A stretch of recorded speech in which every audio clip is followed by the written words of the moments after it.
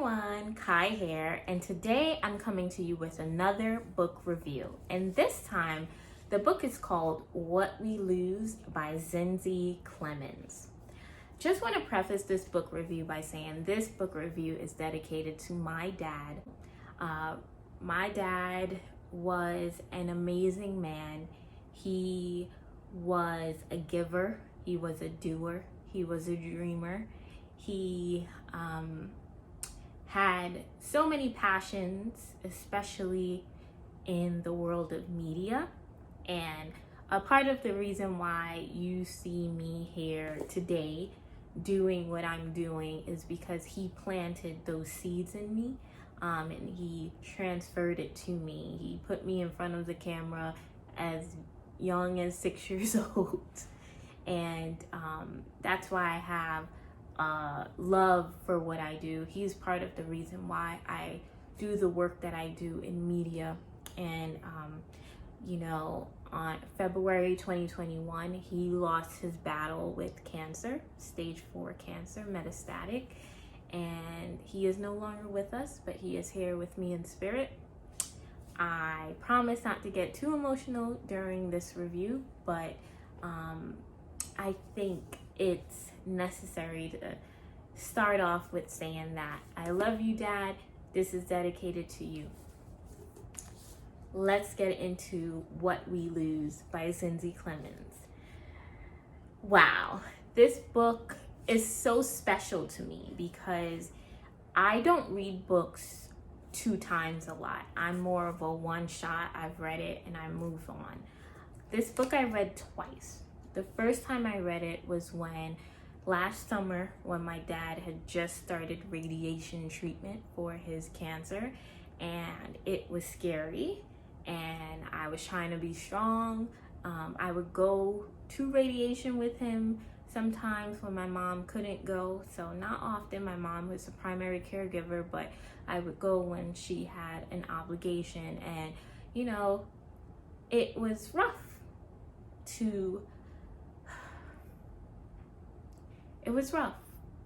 just to try to keep a strong face.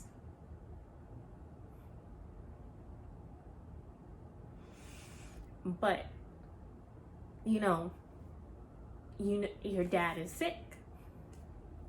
And so I read this book because I wanted to feel seen. I wanted to feel like I was not alone. And I know I am surrounded by family and friends and everything, but when you are watching someone you love go through treatments and chemo and cancer, and you're watching that, you're seeing that, it messes with you emotionally. And for me, I tried to escape the reality any way I knew how, and a part of it was reading. And What We Lose, the first time I actually, which I think is so special and so divine, is I shot a review for this last summer and it completely vanished. It disappeared into thin air. I was saving it for November, which is National Caregivers Month. And when I tried to look for the video in November, thinking I had this content, it was not there. It completely vanished. And I feel like it's a very special reason for that. Now I know, because I read this book again in February, right after my dad died, once again as a security blanket, and it was better the second time around. I had gone through the similar things that the main character Thandi went through with her mother, and it was so powerful for me the second time around. So I think this is why this book review had to be reshot. Even though I thought the first one was excellent, this one is a little bit more raw and real. So let's get into the book, What We Lose by Zinzi Clemmons. The book follows a character named Thandi, and Thandi is from Pennsylvania, but she has roots in South Africa. Her mother is South African, and Thandi is going through a situation where her mother has breast cancer, and she now and her father now has to step up as caregivers. And in the midst of doing that, you know, trying to lead a normal life, trying to find love, but also being a caregiver, she is dealing with her emotions the only way she knows how.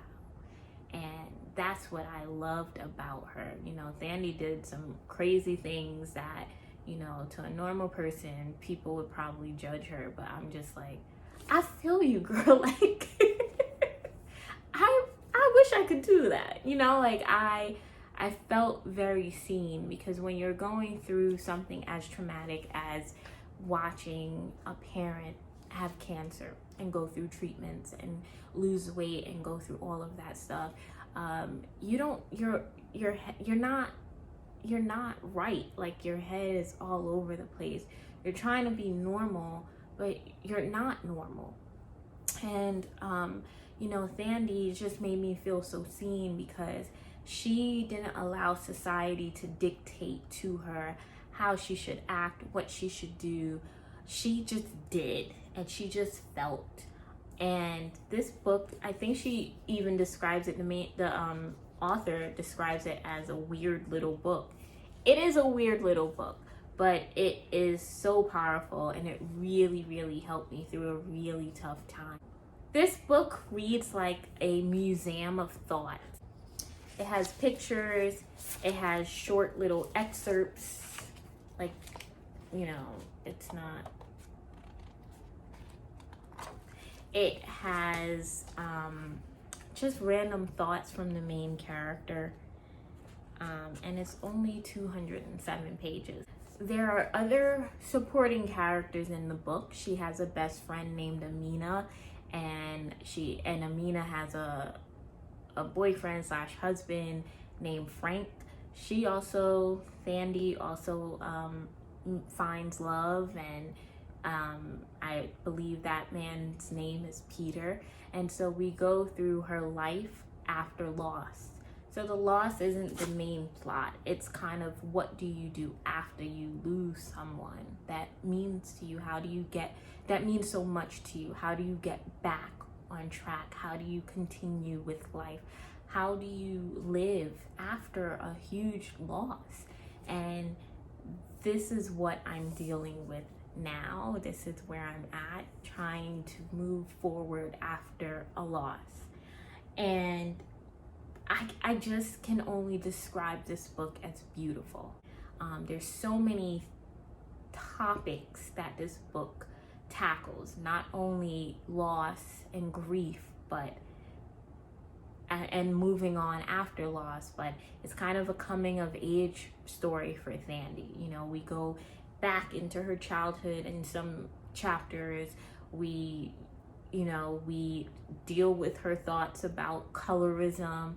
She's a very fair-skinned Black girl who doesn't feel like she fits in anywhere. We deal with her thought. We hear and listen and we read about her thoughts on South Africa, which I thought was interesting. Her thoughts on South Africa, especially as someone who, I've only visited it once, but it was interesting to hear her thoughts and what she said. What I liked is that I really truly thought this was a memoir. So I would have to check and see, like, did Zinzi just change her name? Is this real? Because it read like a real person. When I was reading it the first time, and even the first time mainly, I literally just wanted to pick it back up, the book, whenever I put it down, just to check in on what Thandi was up to. And that's how it read. It kind of read like someone I knew, that I was checking in every time I opened the book, just because the chapters don't necessarily go in order. You don't necessarily know what the next chapter will be. There's like graphs and statistics on her thoughts, like whatever she's thinking about. And it's just it's a really different book. It's not traditional by any means, but it's a really good book. It does the job. I will read it again. I will share it with people who are grieving. this is, and not even grieving. I think it's just a book about, we understand, like the title say, what we lose. We know the power of what we have lost, but let's not lose ourselves. And I think that's the core theme coming out of this book. How do we not allow ourselves to die with the person that we love that also has physically died? Like, how do we push forward and move forward?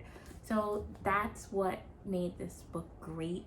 I suggest it, highly recommend it, suggest it, everything you can think of. Get it, get it, get it. I will talk to you all later. Bye.